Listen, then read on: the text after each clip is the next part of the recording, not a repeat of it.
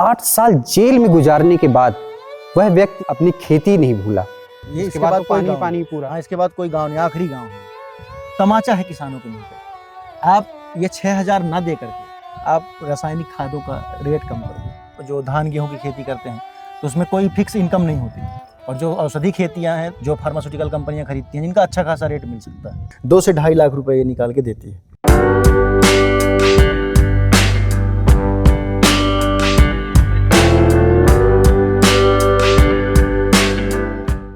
महात्मा गांधी जी ने कहा था कि धरती खोदना और मिट्टी को संभालना भूल जाना यानी अपने आप को भूल जाने के बराबर है। आज हम जिस किसान से आपको मिलवाने जा रहे हैं उसकी कहानी भी कुछ ऐसी ही है। 8 साल जेल में गुजारने के बाद वह व्यक्ति अपनी खेती नहीं भूला। नमस्कार, शब्द सांची विंध्य के इस खास कार्यक्रम कृषि सांची में आपका स्वागत है। मैं हूं अभय। आज हम आए हुए हैं मैहर जिले के गुलवार गुजारा गांव में, और जिस किसान से हम आपको मिलवाने जा रहे हैं उनका नाम है यज्ञदत्त तिवारी जी। लेकिन इससे पहले हम आपको बता दें कि यज्ञदत्त तिवारी जी की जो खेती करने का तरीका है वो बहुत अलग है। दरअसल ये औषधि फसलों की खेती करते हैं। लगभग देखा जाए तो विंध्य क्षेत्र के ये पहले किसान हैं जो औषधि फसलों की खेती कर रहे हैं। तो आइए हम इनसे आपको मिलवाते हैं और जानते हैं कि वो कौन कौन सी फसलें हैं जो ये उगा रहे हैं। स्वागत है आपका हमारे कार्यक्रम में। आप नमस्कार भैया। कैसे हैं आप? बढ़िया भैया, बढ़िया। आपके यहाँ का तो व्यू बहुत अच्छा लग रहा है। ये पूरा क्या इलाका कहलाता है? कौन ये सा? हमारा ये बाणसागर डैम कहलाता है। देवलाउन में डैम बना हुआ है। ये हमारा गुलबार, हमारा पुराना गांव पहले डागा पड़ता था, यहाँ से लगभग 2-3 किलोमीटर अंदर पड़ता था। ये यहाँ से हमको फिर दोबारा यहाँ विस्थापित किया गया। 10 ग्राम गुलबार गुजारा बोला जाता है ये। अच्छा, ये बाणसागर डैम का इलाका हाँ, है? पूरा डैम का पानी है। ये जो पानी दिख रहा है आपको दूर दूर तक, ये अच्छा, पूरा डैम का पानी है। अच्छा, ये मतलब ये तो लगभग मुझे लगता है ये आपके एरिया की लास्ट सीमा है आपका गांव। हाँ, जो ये इसके बाद तो पानी पूरा। हाँ, इसके बाद कोई गांव नहीं, आखिरी गांव है। यज्ञदत्त जी, आप शायद पहले किसान होंगे विंध्य क्षेत्र में जो मतलब औषधि फसलों की खेती कर रहे हैं। ये औषधि फसलों की खेती का विचार कैसे आया आपको? क्योंकि मैं देखता था परंपरागत खेती जो होती थी अपने यहाँ, धान गेहूँ अरहर की बहुत ज़्यादा हुआ तो प्याज, यहाँ तक किसान खेती कर रहे थे, या कि हम भी कर रहे थे जो भी। तो हमको ऐसा लगा कि मतलब परंपरागत खेती हट करके अगर कुछ किया जाए, उसके लिए मैंने कई सारे सोशल मीडिया का सहारा लिया जी। सोशल मीडिया से रिसर्च करनी शुरू करी।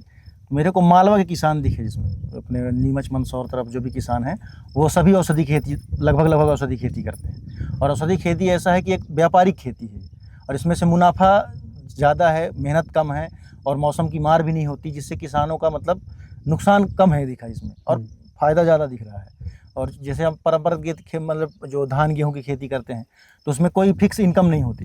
इसका कब कितना नुकसान हो जाए, मौसम की मार हो जाए, या कि प्राकृतिक आपदा आ जाए, गवर्नमेंट की तरफ से भी ज़्यादा कुछ सहयोग मिलता नहीं है।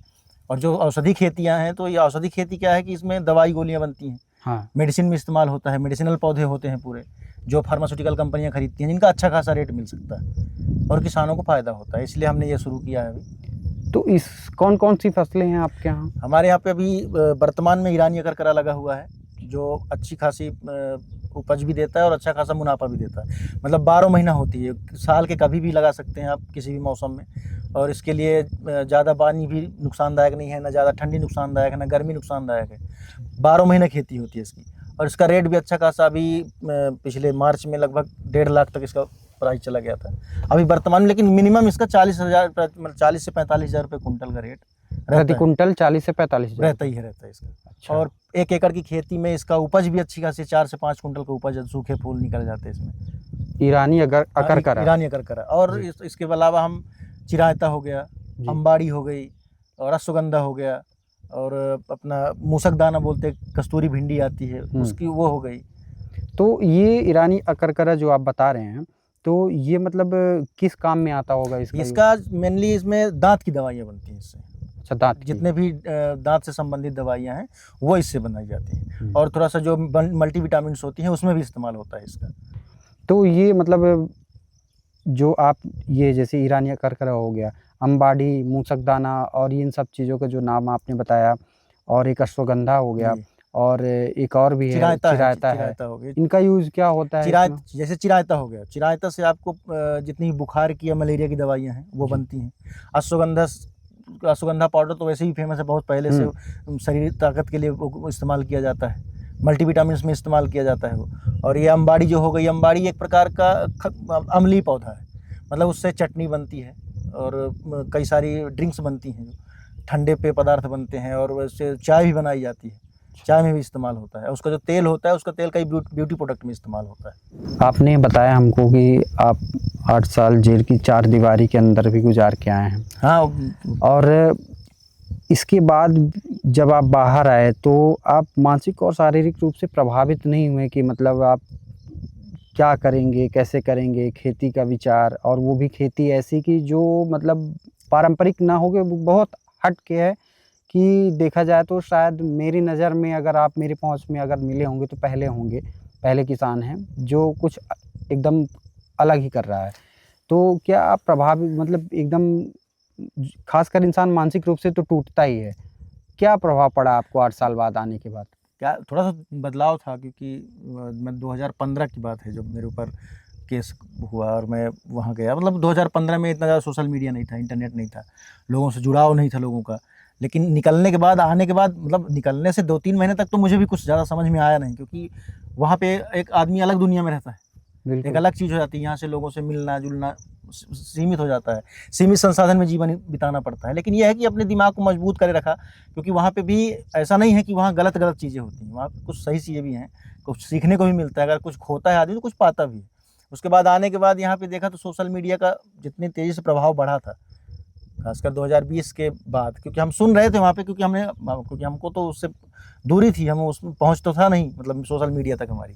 फिर आने के बाद हमने देखा तो फिर थोड़ा चलाना सीखा, क्योंकि हमने इतना स्पीड इंटरनेट तो देखा नहीं था पहले। आपको भी पता होगा, अगर आप जानते होंगे तो 2015 के पहले आदमी कितना स्पीड चलता था। उस समय तो 2G चलता था। 2G चलता था, नॉर्मल सर्फिंग होती थी बस।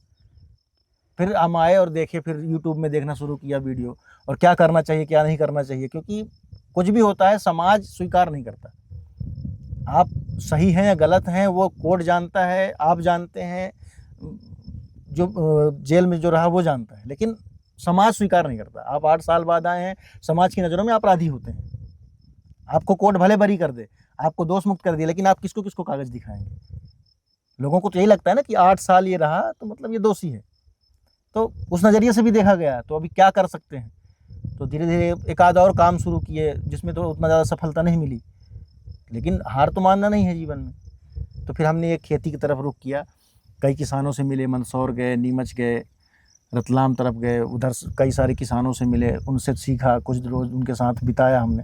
फिर हमको लगा कि नहीं, ये चीज़ को अपनी तरफ शुरू करनी चाहिए। फिर इधर हमने रिसर्च करी कि अपने रीवा, सीधी, सतना, मतलब विंध्य क्षेत्र में कोई भी किसान ये परंपरागत खेती से हट के औषधि खेती में कोई भी नहीं है। तो फिर हमने सोचा कि अब हम इसको शुरू करते हैं, हम भी करेंगे और भी किसानों को जोड़ने की कोशिश करेंगे, क्योंकि हमने देखा किसान आज के टाइम में, चाहे इस क्षेत्र की बात हो या प्रदेश की बात हो या देश की बात हो, सबसे बुरी हालत किसानों की है। सबकी हालत सुधर गई, व्यापारियों की सुधर गई, बिजनेसमैनों की मतलब हो गई, या कि नेताओं की सुधर गई, लेकिन किसानों की हालत वही है, क्योंकि किसानों के प्रति किसी की सोच नहीं है। बस बोलना अलग बात है, कागजों की कार्रवाई अलग बात है, लेकिन धरातल पे जो है ज़मीनी हकीकत दूसरी है।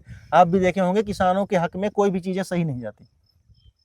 जो सरकारी योजनाएं चलाती हैं वो भी उतनी ज़्यादा प्रभावित नहीं करती हैं। सुनने में हो जाता है कि मतलब किसानों के लिए ये योजना है, लेकिन कोई भी योजना सही से काम नहीं होता है।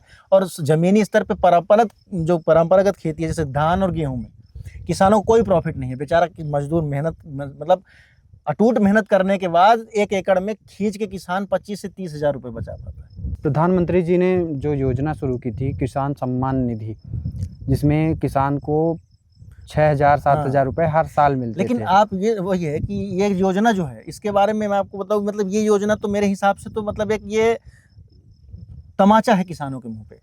आप ये 6,000 ना दे करके आप रासायनिक खादों का रेट कम कर दो, उनको एक नई तकनीक ला दो, उनको सोसाइटियों में आसानी से खाद मिल जाए। कितनी मारामारी होती है जब खाद बीज की ज़रूरत पड़ती है इंसान को, तो मतलब कितनी मारामारी होती है, लाइनों में लगना पड़ता है।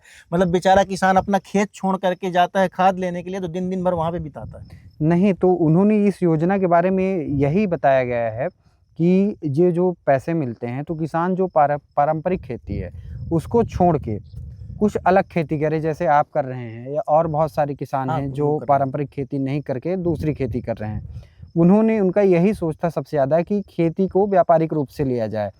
तो क्या लगता है कि मतलब आपको वो जो सम्मान निधि मिलती है उसका उपयोग तो उसी के लिए उन्होंने दिया है? लेकिन आप सोचिए ना, 6,000, मतलब सोच के देखिए कि साल के मतलब महीने के 500 रुपए, उसमें क्या हो सकता है।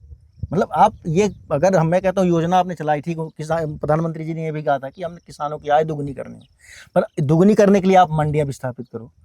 औषधि मंडी अपने देश में, अपने एमपी में सिर्फ नीमच मंडी है, और वो नीमच मंडी बिंद से सीधे 1000 किलोमीटर पड़ती है डायरेक्ट। चाहे रीवा, सतना, सीरी, शहडोल, कहीं से भी आप जाएंगे तो 1000 किलोमीटर। अब 1000 किलोमीटर का जो भाड़ा होता है, किसान वही नाम सुन के ही भाई वो लेके जाए, वो कैसे मंडी तक पहुंच पाएगा। तो हम ये चीज़ बना करके, भाई रीवा में मंडी होनी चाहिए, मतलब हर एक डिस्ट्रिक्ट में एक मंडी होनी चाहिए औषधि। और औषधि जो बीज है, अभी चूंकि आप देखेंगे कहीं पे भी आपको बीज की उपलब्धता, जैसे हमारे जैसे किसान हों उनके पास मिल सकती है। सरकार को बीज की उपलब्धता करानी चाहिए, ट्रेनिंग प्रोग्राम चलाने चाहिए। कुछ प्रोग्राम चलते हैं, ट्रेनिंग प्रोग्राम होते हैं, लेकिन धरातल पर उसका कोई काम नहीं होता है। मोहन यादव जी जो कि मध्य प्रदेश के मुख्यमंत्री हैं, उन्होंने हाल ही में मतलब खेती को जब से वो सत्ता में आए हैं, तो वो खेती को लेकर और दुग्ध उत्पादन को लेके बहुत सारे प्रयास किए। उनका ये मानना है कि किसान हैं, सबसे पहली प्रायोरिटी उनको दी जाए। उन्होंने इसके लिए बहुत प्रयास भी किए, बहुत सारी योजनाएं, नई दुग्ध उत्पादन संबंधी और कृषि संबंधी अलग अलग योजनाओं का भी मतलब कुल मिला के पूरे ढंग से उनकी निगरानी रहती है कि किसानों के लिए जो बेहतर से बेहतर किया जा सके वो किया जाए। और बहुत सारी चीज़ें जैसे दुग्ध उत्पादन में भी मध्य प्रदेश लगभग बेहतर स्थान प्राप्त है, सब्जी में भी अच्छा हो रहा है, और मखाना में भी बेहतर हो रहा है। तो मतलब क्या लगता है कि सरकार क्या कमी करती है जो आप अभी भी इसकी शिकायत कर रहे हैं? सरकार का सबसे बड़ा है कि ध्यान होना चाहिए रूरल एरिया पे। अभी जो भी सर फोकस है, एक बड़े किसानों की तरफ फोकस है, जो बड़ा व्यापारी है, कि बड़ा किसान है, 100-200 एकड़ का काश्तकार है, 10-20 एकड़, 50 एकड़। लेकिन जो छोटे किसान है, जिसके पास 1 एकड़ ज़मीन है, जिसके पास 2 एकड़ ज़मीन है, उनकी खबर नहीं है सरकार को आज भी। ना सरकार उनकी खबर लेनी चाहती है, क्योंकि उनको बढ़ाना है ना। जब वो बढ़ेंगे तब आप सफल कहला सकते हैं। एक जो जिसके पास 25 से 30 एकड़ ज़मीन है, वो कुछ भी ना करेगा, नॉर्मल खेती भी करेगा तो भी उसका निकल के आएगा। भाई जिसके पास 2.5 एकड़ ज़मीन है, 2 एकड़ ज़मीन है, 1.5 एकड़ ज़मीन है, उसको उसकी आय दोगुनी करनी पड़ेगी, उस किसान को मजबूत बनाना पड़ेगा। वहाँ पे काम नहीं हो रहा है, धरातल पे काम नहीं हो रहा है। जो रूरल एरिया बचे हुए हैं वहाँ पे योजनाएं बढ़िया हैं, मुख्यमंत्री जी की जितनी भी योजनाएं वो बढ़िया हैं, लेकिन काम जो है रूरल एरिया में, जैसे बिंद खेती के मामले में बिंद बहुत पीछे है देखा जाए तो। परंपरागत खेती में ठीक है, धान गेहूँ में थोड़ा बहुत हो सकता है, करते हैं काम, लेकिन व्यापारिक खेती अपने यहाँ पे पूरी तरह से अभी मान लीजिए 100 में से 20 किसान छोड़ दीजिए, लेकिन 80 किसानों के पास ये योजनाएं नहीं पहुँच रही हैं। 80 किसान इस व्यापारिक खेती से दूर है। तो उनको परंपरागत खेती से हटा करके जो 1 एकड़ 2 एकड़ का किसान है वो भी करना शुरू करे, उसको भी प्रोत्साहन मिले। इसका हम खुद प्रयास कर रहे हैं।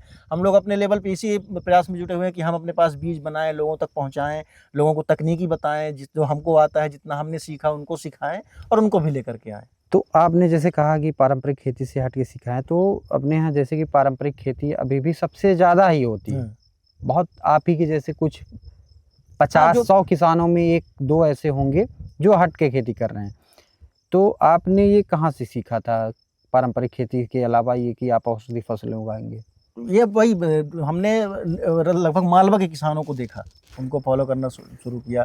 पहले हमने सोशल मीडिया में देखा, यूट्यूब में कई सारे वीडियोस देखे उनके किसानों के, फिर हम जाके उनसे डायरेक्ट मिले। वहाँ पे कई सारे किसान हैं, उन लोगों को देखी, उनकी खेती देखी, उनकी खेती करने का तरीका देखा। 15 से 20 दिन वहाँ बिताया हमने उनके पास, और फिर उनसे सीखा हमने पूरी। और आज भी वो हमको गाइड करते रहते। कई लोग हमारे संपर्क में हैं, वहाँ के मालवा के जितने भी किसान हैं वो हमारे संपर्क में है, वो हमको बताते रहते हैं कैसे क्या करना है, कैसे क्या नहीं करना है। इसीलिए हमने यहाँ पे शुरू करा अभी, क्योंकि हमको तो यही लगता है कि हमने अभी लगभग जो अपना रीवा सतना जितना भी देखा है हमने एरिया, यहाँ पे कोई करता है नहीं हमारे अलावा, अभी किसी ने शुरू नहीं किया है। आपने अपने अलावा किसी और को इसके बारे में बताया कि ये खेती शुरू करें? हाँ, अभी हमने सीधी में एक है हमारे पहचान की हैं, रिलेशन में आते हैं, हमने उनको भी यही रानी कर करा कि लगभग 4 किलो की नर्सरी तैयार करवाई है अभी, और वो अभी उनका खेत में ट्रांसफ़र हो रहे हैं पौधे। 1.5 एकड़ में उनको भी शुरू करवा रहे हैं। और अब ये यहाँ पर हमारे फसल जो लगी हुई है, ये फसल को देख करके अब गांव वाले भी थोड़ा सा मन बना रहे हैं, अपने जो भी किसान हैं उनको लगता है कि नहीं ये सक्सेस हो रही है अपने क्षेत्र में, अपनी मिट्टी में। क्योंकि किसान डरता है, अभी भी रिस्क लेने से डरता है। कभी कहा कि सबकी रिस्क लेने की क्षमता अलग अलग होती है, क्योंकि जो वो कर रहे हैं तो उनको लगता है कि अगर हम इससे हट करके कुछ कर देंगे तो अगर वो भी नहीं हुआ तो ये भी नहीं कर पाएंगे, तो थोड़ा सा डरता भी है किसान। तो उनको प्रोत्साहित करने की ज़रूरत है, उनको थोड़ा प्रोत्साहन मिलेगा और लोग जुड़ेंगे तो ये भी शुरू हो जाएगा। क्योंकि प्याज आज से पहले हमारे यहाँ पे प्याज नहीं हुआ करती थी, अभी हम लोग बहुत ज़्यादा प्रोड्यूस करते हैं प्याज। अपने विंध्य क्षेत्र में भी अच्छी खासी प्याज का उत्पादन होता है।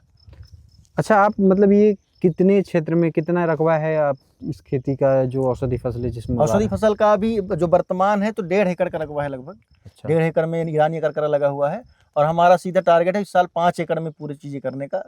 जून से फिर से जो नया सत्र शुरू होगा जून से चालू होगा अभी, तो 15-20 जून के बाद से नया काम चालू होगा इसका। तो शुरुआत जो होगी 4 से 5 एकड़ का इस बार, अभी 1.5 एकड़ से 4 से 5 एकड़ बढ़ाने वाले हैं। और भी किसान जुड़ने के लिए कई लोगों ने हमसे बात की है, बीज के लिए भी बात की है और इस खेती के लिए बात की है, तो वो लोग भी जुड़ना शुरू हो रहे हैं। तो जून से और भी किसान हमारे साथ जुड़ने वाले हैं। अच्छा, ये जो आपने फसलें लगाई हैं तो ये आप जैसे ईरानी करकरा है, अश्वगंधा है, चिरायता है, अंबाड़ी है, कस्तूरी भिंडी है, इनका क्या सीजन रहता है? और मतलब क्या इनका बुवाई का तरीका है? कौन से महीने में बोते हैं? कब मतलब इनकी कटाई होती है, हार्वेस्टिंग होती है? क्या तरीका है इनके बारे में? ये ईरानी करकरा तो 12 महीने की फसल है, इसको साल में कभी भी लगाया जा सकता है। नर्सरी तैयार करके लगानी पड़ती है, इसको डायरेक्ट बीज डालेंगे खेतों में तो नहीं उगता है। इसकी 2 महीने की नर्सरी तैयार होती है, 3 से 4 इंच का पौधा हो जाए जब, तो इसको खेतों में ट्रांसप्लांट किया जाता है, ट्रांसफ़र किया जाता है। और उसके बाद ये 6 महीने तक लगातार हार्वेस्टिंग चलती रहती है इसकी। महीने में 4 बार तुड़ाई होती है, लगभग हर हफ्ते तुड़ाई की जाती है। पानी देना होता है और इसमें खाद की कोई आवश्यकता नहीं होती, ना कोई कीटनाशक की आवश्यकता होती। वैसे भी जितनी भी औषधि खेतियाँ हैं, औषधि खेतों मतलब जो औषधि फसलों में ज़्यादातर कीटनाशक जो अंग्रेजी रासायनिक खाद आते हैं, इनकी ज़्यादा ज़रूरत पड़ती नहीं है इसमें, क्योंकि ये नेचुरल तरीके से, हाँ आपके पास गोबर वाली खाद है वो दे सकते हैं, मतलब लगाने से पहले गोबर की खाद डालना ज़रूरी रहती है। और जो चिरायता हो गया, मानसून फसल है वो, उसका 2 बार लगाया जा सकता है, एक तो फरवरी मार्च में लगाया जा सकता है, या कि जून जुलाई में। तो ज़्यादातर लोग जून जुलाई में ही लगाते हैं, क्योंकि ऊपर का पानी जो बारिश का पानी रहता है वो फ़ायदेमंद होता है उसके लिए। वो 4 महीने की फसल होती है, सितंबर अक्टूबर तक आते आते वो हार्वेस्ट हो जाती है, उसका पूरा पौधा बिकता है और इसमें इसका सिर्फ ये फूल बिकता है। और अश्वगंधा जो होती है वो अक्टूबर नवंबर की फसल है, उसका हार्वेस्टिंग लगभग फरवरी मार्च में उसकी हार्वेस्टिंग होती है, उसकी जड़ें होती हैं, अश्वगंधा की जड़ें बिकती हैं उसकी। और मूसक दाना और अंबाड़ी हो गई, ये भी मानसूनी फसल है, इसको भी मतलब जून से लेकर जुलाई अगस्त तक खेतों में छिड़काव विधि से किया जाता है इसका भी। और इसका उपज लगभग जो अपना ईरानी करकरा है, 1 एकड़ में 4 से 5 कुंटल का सूखा फूल निकल जाता है। अच्छा। और जो चिरायता है वो 1 एकड़ में लगभग 20 से 25 कुंटल का उत्पादन होता है उसका पौधे का, और उसका भी रेट मंडी रेट 3500, 4000, 4500, 5000 रुपये तक उसका भी रेट रहता है।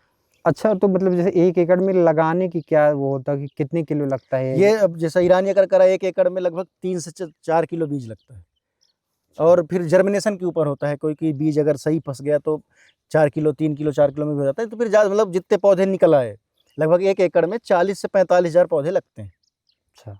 रोपाई में 10-10 इंच की जगह छोड़ के 8-8, 10-10 इंच की दूरी पे इनकी पौधे लगाया। और जो चिरायता होता है उसको 1 एकड़ में उसका लगभग 5 से 6 किलो बीज लगता है, और इसी तरह से अश्वगंधा का भी 4 से 5 केजी बीज लगता है। अंबाड़ी 8 से 9 किलो बीज लग जाता है उसका, और जो कस्तूरी भिंडी है वो भी 6-7 किलो में 1 एकड़ के लिए पर्याप्त हो जाती है। ये जो क्षेत्र है आपका, तो ये बाणसागर से एकदम सटा हुआ है, बोला जाए तो यहाँ तो पानी भी भरता होगा लगभग? हाँ, ये बरसात में यहाँ पे आ जाता है पानी, बरसात में इस क्षेत्र में पानी आ जाता है। फिर और भी हम ये हमारी 4-5 एकड़ हमने जो सहयोगी हैं हमारे, उनकी ज़मीन में हम करते हैं पूरा काम, उनके सहयोग से ही काम चलता है। सहयोगी कौन है? सहयोगी हमारे पूर्व सरपंच साहब हैं, कमलेश पटेल जी हैं। हमने जो तकनीकी है, जो विधि है, इनको ही बताई थी हमने, तो इन्होंने बोला कि ठीक है अगर आप हैं, क्योंकि ये बोल रहे थे कि हमको तो कुछ पता है नहीं, ये परंपरागत खेती करते हैं। क्या नाम है आपका? कमलेश पटेल। अच्छा, आप कमलेश जी ये बताइए, जो मतलब बाणसागर का ये पूरा इलाका यहाँ तो मतलब कुल देखने में लग रहा है जैसे समुंदर हो जी। कहीं से ये समझ में नहीं रहता है कि मतलब आ रहा है कि यहाँ कहीं आगे दूर गांव भी हैं बीच में, ये पूरा लगभग पानी पानी जहाँ तक दिख रहा है। पानी पानी। तो ये जैसे क्षेत्र है जहाँ हम बैठे हैं फिलहाल, तो यहाँ तो पानी भी भर जाता होगा? हाँ, भर जाता है, ये तो आपके उस समय अगस्त से हाँ जनवरी में खाली होता लगभग।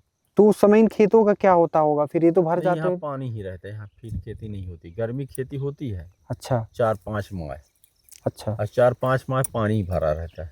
मतलब रबी की खेती होती है और फिर खरीफ वाली फिर आप लोग खरीफ के लिए फिर दूसरी जगह पे है दूसरी खेत, जगह 5 एकड़ ऊपर रकबा से। है वहाँ, मतलब गांव से थोड़ा आगे तरफ जी। उन्हीं की ज़मीन है, तो वहीं पे फिर हम लोग बाकी जो बरसात की है, जो खरीफ वाली इतनी फसलें वहीं पे लगाते हैं। आपने बताया था कि मतलब जो आपका पुश्तैनी गांव या पुराना हाँ, है वो पानी के अंदर ही है हाँ, पूरा पानी समाज। इतना ही खाली होता है, कभी कभार ये ज़मीन खाली हो जाती है तो आदमी इसमें कर लेता है। बाकी पुश्तैनी ज़मीनें तो डूबी हुई हैं बाणसागर डैम आप में। लोग वहाँ से हट के हाँ, विस्थापित करते किया हैं? गया हम लोगों को, बस 2 किलोमीटर ऊपर बसा दिया गया था। अच्छा, हाँ, तो ऐसे मतलब खेती के समय जैसे कहते हैं बाढ़ जब आती है तो गांव के अंदर पानी का प्रभाव तो नहीं, नहीं पानी जाता अंदर है, तो नहीं वो जाता है? सीमित रेखा है उसकी, सीमित एरिया है, वहीं तक पानी जाता है, उसके आगे पानी नहीं जाता है। क्योंकि गवर्नमेंट जो जितने इंजीनियर थे उन्होंने पूरा नाप के बनाया था ना, तो जितने पत्थर जहाँ पे गड़े हुए तो वहीं तक पानी जाता है सिर्फ। ये एरिया डूब जाती है, इसको खाली होने पे हम लोग ये सीजन में फरवरी मार्च में इसमें डाल देते हैं बीज जो भी है अपना उपज, और अगस्त तक में इसको खाली कर देते हैं फिर। कुल मिला के देखा जाए तो ये जो गांव है जिस जगह पे हम बैठे हैं, ये बाणसागर डैम के जो इलाका है तो वहाँ से यहाँ से शुरुआत होता हाँ, है। ये सीमा शुरुआत होती है तो इसकी। कुल मिला के ये लास्ट गांव हाँ, है। इसके बाद कोई गांव नहीं मिलेगा आपको, ये तो आखिरी यहाँ गाँव। पे मतलब आखिरी घर ये जो हमको सामने हाँ। दिख रहा है ये आखिरी घर है। हाँ, वहाँ पे वो आखिरी, वो उसके बाद फिर पानी ही रहता है पूरा, वो पहाड़ लगता है, पानी उसके पूरा क्षेत्र में पानी भरा रहता है बस। अच्छा अच्छा, आपने जो इतनी फसलें लगवाई आपने अश्वगंधा जी, और जी। ये सब, तो इनमें सबसे ज़्यादा लाभ किससे मिला? सबसे लाभकारी यही हमको समझ में आ रहा है, ईरानी और करका। चिरायता, क्योंकि इससे क्या है कि जानवरों से भी चिरायता में क्या है कि जानवरों का नुकसान भी नहीं होता। अच्छा नील गाय जानवरों से बचाव, क्योंकि वो कड़वा होता है पौधा, अच्छा, उसमें बचाव रहता है। और ये सबसे अच्छी फसल लगी ईरानी करकरा जो है, ये आसान भी है, इसमें बस ज़्यादा कुछ मतलब मेहनत भी नहीं है ज़्यादा, बस तोड़ाई में लेबर लगती है। तो जानवर इनको नहीं खाते हैं? नहीं, जानवर खाते भी नहीं है इनको। अगर जानवर अगर काट भी दिया ना, जैसे ये पौधे को अगर खा ले जानवर, तो ये 4-5 दिन में दूसरा नया पौधा निकल के आ जाता है। तो इसकी बिक्री के लिए क्या करते हैं, कहाँ ले जाते बिक्री हैं? के लिए हमारे पास कई फार्मास्यूटिकल कंपनियों के एजेंट हैं हमारे पास, उनसे संपर्क है हमारा, और मंडियों से भी संपर्क है, जैसे नीमच मंडी हो गई, वहाँ से भी संपर्क है। और हमारा अभी लगभग किसानों के पास, कई सारे हमारे पास राजस्थान के किसान जुड़े हुए हैं, छत्तीसगढ़ के किसान जुड़े हुए हैं, जो हमसे नर्सरी और बीज लेते हैं, वो हमसे संपर्क करते हैं। और अभी लोकल में अभी, क्योंकि बिंद के किसान, जिस हमारा मेन मकसद ये है कि हमारे बिंद के किसान हमसे जुड़े और वो हमसे जुड़ करके इसके बारे में समझें और ये खेती में उतर के आए। और क्योंकि जब ज़्यादा यहाँ पे फसलें होना शुरू हो जाएंगी तो व्यापारी भी आना शुरू हो जाएंगे, और हो सकता है आगे चल के रीवा मंडी हो जाए या कि सतना मंडी हो जाए। जैसे आपने बताया कि नीमच मंदसौर के जो किसान हैं उनसे संपर्क में रहते हैं, तो जब ये आपकी फसल कटाई हो जाती है, सब प्रक्रिया पूरी हो गई, तो वो खुद लेके आते हैं वाहन की? आप नहीं, अभी लेके हमको जाते हैं? करना पड़ता है, ट्रांसपोर्टेशन हमारा ही रहता है, इसलिए अच्छा, अभी थोड़ा पूरा। सा, लेकिन फिर भी उसमें प्रॉफिट है। अच्छा, फिर भी फ़ायदा निकल के आता है, क्योंकि परंपरागत खेती से फिर भी फ़ायदा, क्योंकि ट्रांसपोर्टेशन देने के बाद भी हमको प्रॉफिट निकल के आ जाता कितने है। साल से कर रहे हैं आप ये हमने भी एक 1.5 साल, अभी पिछले साल शुरू किया, 2025 से ही चालू करा है। लाभ समझ में आया? हाँ, लाभ समझ में आ रहा है। लगभग इसमें आपने अगर सब सारे फसलें आपकी मिला दी जाए तो लगभग कितना लाभ कमाया होगा इनमें? इसका मतलब अब एक एवरेज आप लगा लीजिए, जैसे ईरानी अगर करा है तो एक एवरेज ये है कि 1 एकड़ से आपको मिनिमम 6 से 7 महीने में 2 से 2.5 लाख रुपए ये निकाल के देती है। अच्छा। उसमें से लाख रुपए खर्चा निकाल दीजिए, फिर भी 1 से 1.5 लाख रुपए छोड़ती है 6 महीने में। तो कोई भी फसल, परंपरागत जो भी फसलें होती हैं, गेहूँ धान, ये तो छोड़ने से रहीं। तो और जो मतलब और फसलें हैं उनसे क्या लाभ मिला? उनसे जैसे चिरायता है, चिरायता मतलब जितने भी औषधि हमने जो चाहे अश्वगंधा हो, चाहे चिरायता हो या ईरानी करकरा हो, थोड़ा मूसक दाना या कि अम्बाड़ी, ऐसा है कि जैसे आपके पास ज़मीन खाली पड़ी है उसमें डाल दिए, तो वो उसमें उसके बीज भी महंगे नहीं होते, और उसमें ज़्यादा और भी कुछ भी, क्योंकि इसमें तो थोड़ा लेबर भी ज़्यादा लगती है, उसमें लेबर भी नहीं लगती। लेकिन कोई भी औषधि फसल है, वो औषधि फसल आपको 1 एकड़ में लगभग कम से कम भी नहीं तो लाख रुपए मुनाफा छोड़ के देती है एकड़ में। मतलब कम से कम, अगर आपने कम से कम आपको उपज हुई, फिर भी लाख, सवा लाख, 1.5 लाख रुपए आप मतलब 4 से 5 महीने में निकाल सकते हैं 1 एकड़ से। आपने बताया कि हम चाहते हैं कि मतलब विंध्य के किसान आएँ जी और वो हमसे संपर्क करें। जी हम अपनी फसल बाहर नहीं चाहते कि जी जी अभी हमारा फिलहाल आपका ये है कि जब हम लगाए हैं तो हमारे विंध्य क्षेत्र के किसान आए और वो वो भी जुड़े, और और हम वो जी बड़े क्षेत्र में इसको बढ़ाएं। हाँ, इसका रकबा बढ़ाना चाहते हैं, रकबा बढ़ाएं। 150 एकड़ का रकबा हो जाए जब, तो हम इसमें क्या है कि हम दूसरी कंपनियां जो हैं, या जो कंपनियां खरीदती हैं इसको, ये मटेरियल, क्योंकि इसकी कॉन्ट्रैक्ट फार्मिंग होती है। तो आपको एक चीज़ ये भी पता है, जैसे आपने भी बताया कि हम भी सोचे कि अब हम कहाँ जाएं, क्या करें। जी। आप बाहर आए, आपने बताया कि अब हम सोचे कि अब हम कहाँ जाएं, नौकरी करें। नौकरी के लिए पुलिस वेरिफिकेशन चाहिए, जी। जिसमें आपको बहुत सारी समस्याओं का सामना करना पड़ता है।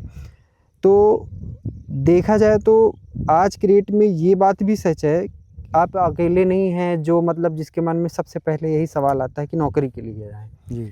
अपने विंध्य क्षेत्र में हजारों युवा ऐसे हैं जो मतलब पढ़ाई लिखाई करके वो चाहते हैं कि हम नौकरी करें, और हाँ, उनमें एक से सुरक्षित वो हो, हमारे नौ- महीने का पैसा आए, मंथली वही चीज़, पैसा आए, और मतलब रिस्क नहीं लेना चाहता है और कोई। उनमें से बहुत सारे ऐसे हैं जो अलग सोचते हैं जो आप ही हाँ, की तरह, और वो चाहते हैं खेती करना, लेकिन उनको लेकिन भी उनको हाँ, सही राह नहीं मिल पाती। तो इसीलिए हमने यही शुरू किया कि हम यही चाहते हैं कि जो किसान नहीं जान पा रहे हैं, उनको लगता है कि कुछ अलग करना है, धान गेहूं से हट के कुछ बोना है, हमको कुछ प्रॉफिट कमाना है, इसको नौकरी की तरह, जैसे आप कंपनी में नौकरी देखते हो, तो खेती को भी नौकरी की तरह या कि व्यवसाय की तरह अगर देखना चाहते हैं, इसलिए हम ये पूरे जो बीज हैं ये लेकर के आए अपने क्षेत्र में और इसको करना शुरू किया, ताकि किसान अब बोलने से तो होगा नहीं कुछ, अगर किसी को भी जो वो होगा तो हम लगा के रखे हुए हैं, वो आके देखेगा तो उसके मन में भी थोड़ा सा उसको भी प्रोत्साहन मिलेगा। इसलिए हम चाहते हैं कि जो हमारे क्षेत्र किसान भाई हैं वो हमसे संपर्क करें और वो हमसे जुड़ें, और ये खेती को बहुत ज़्यादा एरिया पे नहीं, एक आधा एकड़, शुरुआत 2 डिसमिल, करें 4 यहाँ से। डिसमिल पे भी शुरुआत कर सकते हैं। ज़रूरी नहीं है कि आप शुरुआत में 5 एकड़ में ही लगा दें।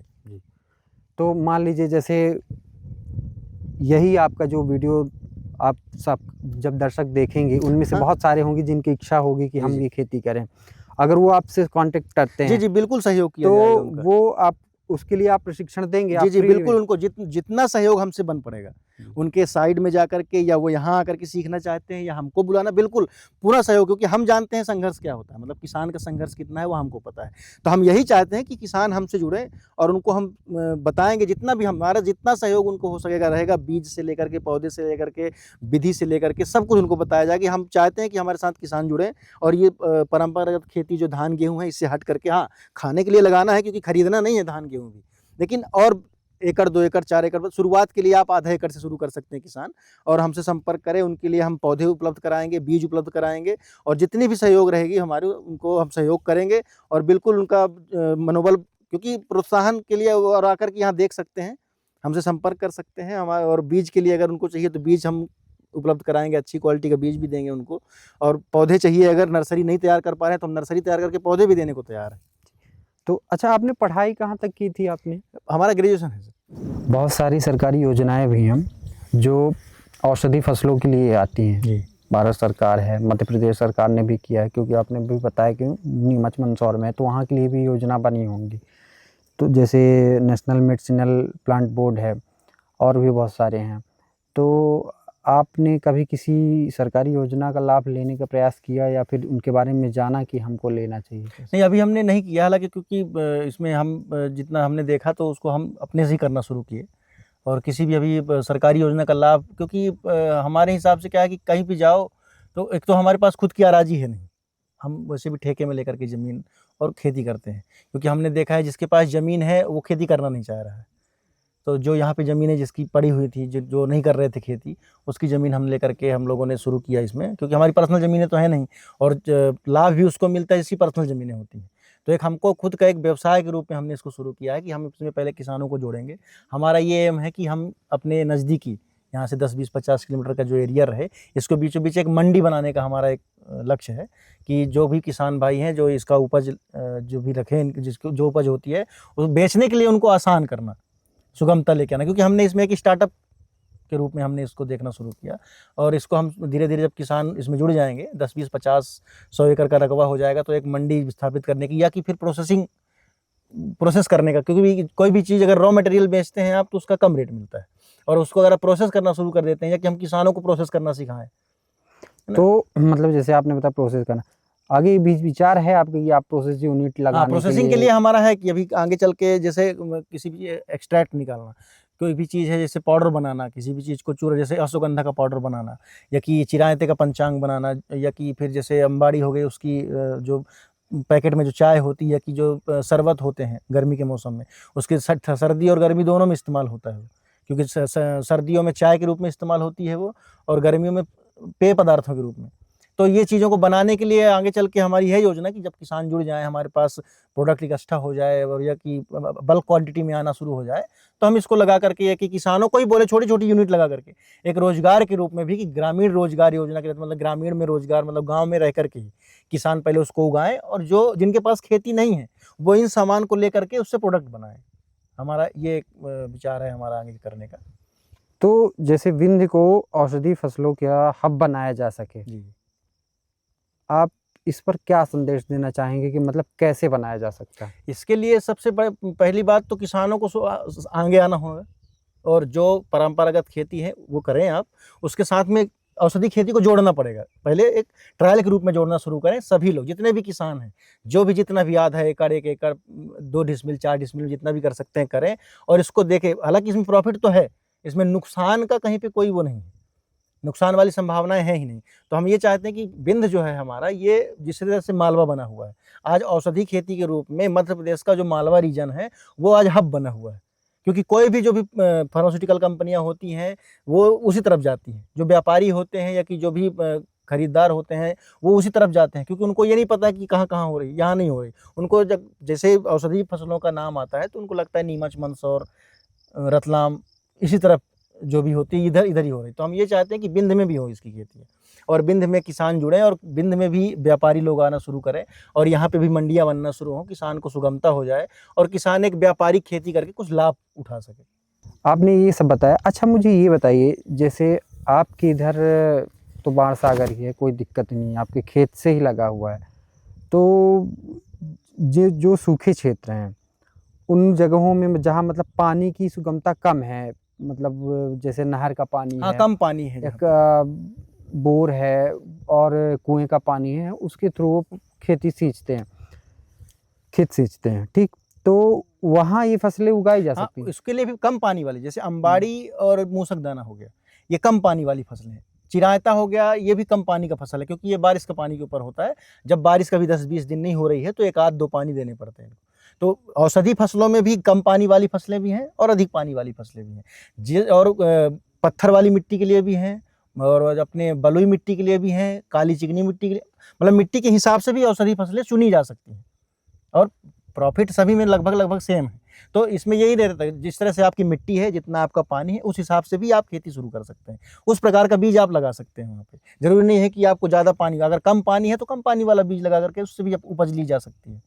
और औषधि खेती का सबसे बड़ा प्लस पॉइंट ये है कि जो 12 महीने होती है, आपका खेत खाली नहीं रह सकता कभी भी। अच्छा, जो आपने ईरानी करकरा लगाया है उसमें पानी की क्या? पानी इसमें लगता है, अभी गर्मियों के मौसम में हर तीसरे दिन पानी देना पड़ता है इसको, और फिर बरसात में तो अपने आप पानी गिरता है, और ठंडी के मौसम में पानी वही 5 से 7 दिन में पानी लगता है। तो ये पानी वाली फसल है ईरानी करकरा, जैसे जहाँ पे पर्याप्त पानी हो वो ईरानी करकरा कर सकता है। जहाँ पे कम पानी है वो चिरायता, अश्वगंधा और ये अपना मूसक दाना जो आता है इसको, क्योंकि अश्वगंधा भी एक जड़ वाला पौधा है, तो जड़ वाले पौधे को ज़्यादा पानी की आवश्यकता नहीं होती, कम पानी 2-4 पानी में भी ये फसलें हो जाती हैं। और कई फसलें जो मोटे अनाज की फसलें हैं, जैसे कोदो कुटकी का जो मिलेट्स जो होते हैं, तो एक प्रोसो मिलेट्स करके आता है, चीना बीज बोलते हैं उसको, वो 2 महीने की फसल है, 3 पानी और 2 महीने, 12 महीने आप उसको लगा सकते हैं। उसका बीज भी हम उपलब्ध करा सकते हैं, कई सारे हमारे किसान हमारे साथ जो जुड़े हुए हैं। तो वो भी एक फसल होती है जहाँ पे कम पानी में भी, और एक वो उसका भी अच्छा खासा उससे उपज ली जा सकती है। यज्ञदत्त जी, आपसे मिलके बहुत अच्छा लगा। आपने बहुत मतलब जो आपके विचार हैं, जो आपकी सोच है, वो औषधि फसलों को लेकर मतलब इतना आपने बताया कि आगे चल के हमको प्रोसेसिंग यूनिट लगानी, किसानों को जोड़ना है, ग्रामीण रोजगार देना है। मतलब आप एक युवा के जो सही वो होना चाहिए कि एक युवा के क्या विचार होना चाहिए, सही सोच होनी चाहिए, आपने उस हिसाब से बताया। हम उम्मीद करते हैं कि आपके ये विचार आगे बढ़ें और आप ऐसे ही आगे बढ़ते रहें, और इसका रकबा आपका बढ़ता रहे, और आप ऐसे ही फलते फूलते रहें। हमारा यही जरूरत है कि जो हमारे युवा हैं, हम युवाओं को जोड़ना चाहते हैं खेती से, क्योंकि युवा आज के टाइम में खेती को छोड़ रहा है, या चाहे परंपरागत हो या कि किसी प्रकार की खेती, वो खेती से जुड़ना ही नहीं चाहता। उसको ये लगता है कि खेती घाटे का सौदा है, लेकिन ऐसा नहीं है, खेती भी एक रोजगार के रूप में की जा सके, अगर व्यापारिक रूप से की जाए तो खेती भी अच्छे खासे फायदे का सौदा है। तो इसलिए आपका भी बहुत बहुत धन्यवाद, आप आए, किसानों को आपने जानकारी दी। हम चाहते हैं कि हमारे साथ किसान जुड़ें, और जिसे भी औषधि खेती के बारे में जो भी जानना चाहता है, बीज से लेकर के खेत में डालने तक की जो भी विधि होती है, वो आपको पूरा संपर्क वो करेंगे, पूरा सहयोग रहेगा हमारी तरफ से, तो उनको हम पूरा तरह से सहयोग करेंगे। और आपका भी बहुत बहुत धन्यवाद, आप बहुत-बहुत आए धन्यवाद हमारे आपका। पास। तो ये थे हमारे साथ गुलबार गुजारा गांव के एकदत्त तिवारी जी, जिन्होंने बताया कि औषधि फसलों की खेती कैसे की जाती है, कौन कौन सी ये फसलें उगाते हैं। और इनकी एक बात बहुत अच्छी लगी, जो इन्होंने ये बताया कि आगे चल के प्रोसेसिंग यूनिट लगाना चाहते हैं, ग्रामीण रोजगार से लोगों को जोड़ना चाहते हैं और गांव के लोगों को ही बेहतर ढंग से उनको रोजगार देना चाहते हैं, और बड़े बड़े क्षेत्र में ये औषधि फसलों की खेती करने की सोच रख रहे हैं। हम आपको बता दें कि शब्दसाची विंद का उद्देश्य ये नहीं है कि हम आपको किस वीडियो दिखाएं और दर्शक उन्हें देखें और भूल जाएं। शब्दसाची विंद का सबसे बड़ा उद्देश्य ये है कि जो भी युवा 15 से 20 हज़ार रुपये की नौकरी के लिए किसी बड़े शहर में जाते हैं, या फिर वो परेशान होते हैं, कुछ समय बाद लौट आते हैं, ये वीडियो उनके लिए है, जो ये सोचें और आगे चल के कृषि पर अपना हाथ आजमाएं और देखें कि हाँ, क्या लाभ होता है। थोड़ा सा रिस्क तो हर कोई लेता है, हर किसी को लेना ही पड़ता है, तभी चल के वो फ़ायदा पाता है।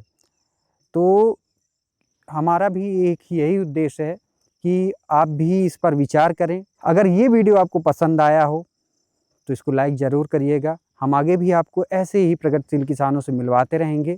तब तक के लिए जुड़ी रहिए शब्दसाची विंद के साथ। धन्यवाद।